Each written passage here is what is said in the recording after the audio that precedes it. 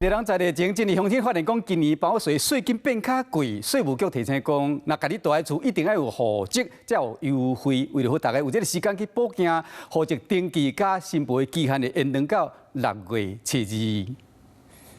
房屋税费5月7日开始扣，今年是房屋税2.0起步的头一年，真侪民众看到税单拢惊一跳，感觉六月乃比以前多。今年房税最大的变革，就是因为新制2.0的实施，今年是第1年。伫这边上大变化就是，你若是要享受优惠税率，厝内底一定要有人设户籍，也就是爱付户口才有算是家己住。